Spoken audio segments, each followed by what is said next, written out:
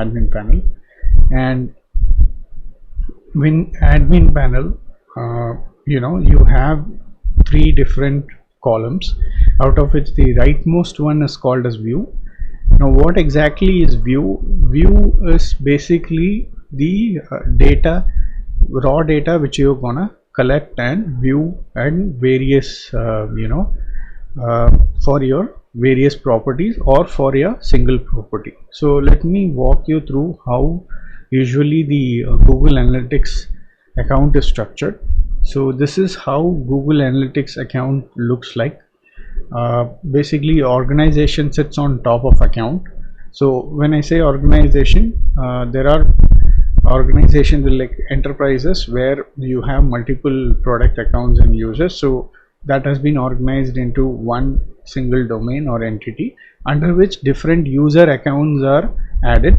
When you add a user account, it directly is linked to property. So any of the property is attached with user accounts, and user accounts, once you can add one or multiple properties. So under each property you have different views. Views refer to the data under property. So property could be your website or mobile app.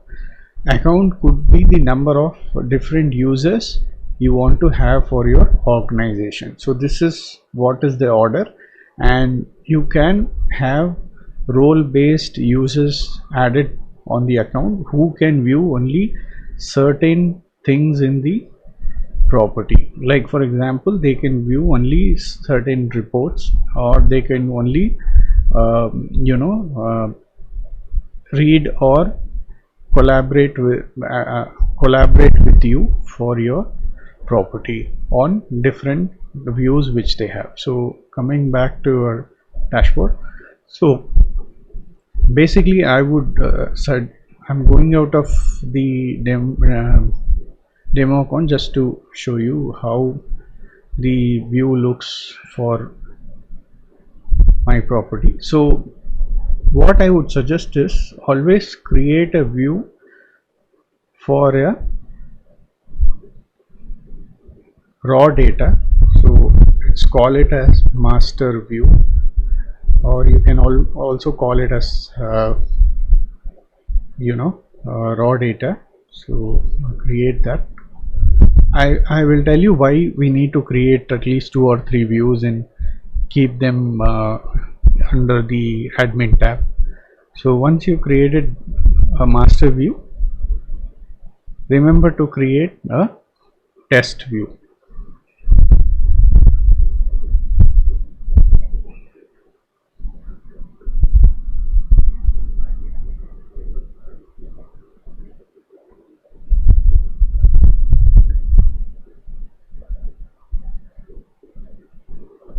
So I have created 2 views. One is master, other is test. So once we have different views, for each view it does take time to populate the data for your analytics. Remember, if you create these views and delete them, it is only possible by administrator to recover those data for those views or the views itself. Otherwise the data will get purged. So remember to carefully create the views, not to go overboard with views. So once I have created 2 different views, what I will do is I will use the test view to create a filter.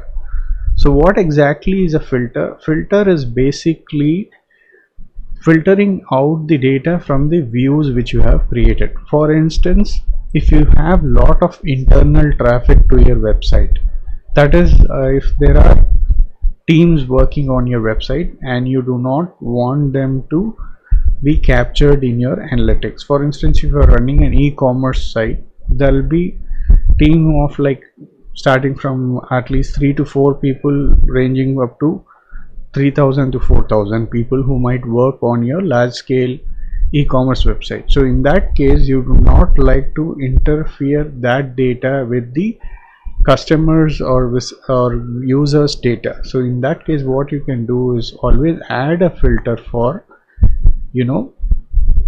exclude your internal traffic. So what I will do is exclude internal traffic, and there are different types of filters. You can use predefined one for now.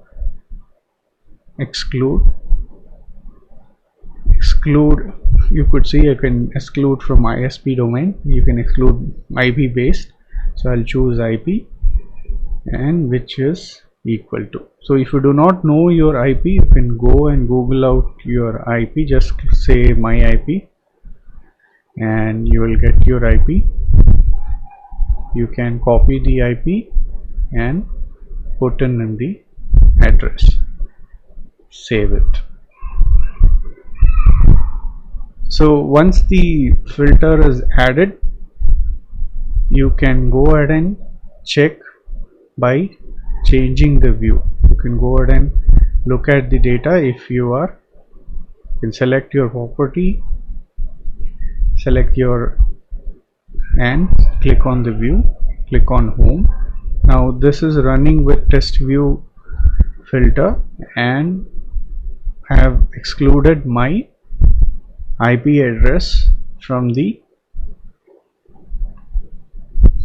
analytics data. So even though at this moment I have a window open and I am not timed out of my session yet, the 30 minutes still, I have refreshed and I am there at the website, I am still being excluded from the real-time data because I have added a filter under test view. So this is how you can start working with views and filter.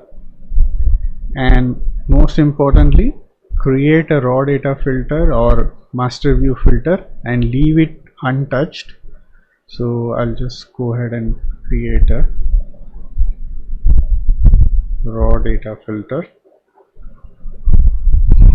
The reason for doing this is because I have applied filter and I may use same filter once it starts working. I can use the same filter for my master view, the filter which I have created in the test view. So always create one raw data filter and leave it ideal, so that whenever you need all the data to be looked at, you can utilize that. Now that the test views filter is working for me, I can use the same filter and add it to the master view. So how I can add this? I can go to the filter, I can add a filter, and here I do not need to create once more the filter. I can apply the existing filter. So I have exclude internal traffic. Once I click on save, this filter gets applied to my master view. Remember, it does take time to, when you create a new view, it does take time to populate the data.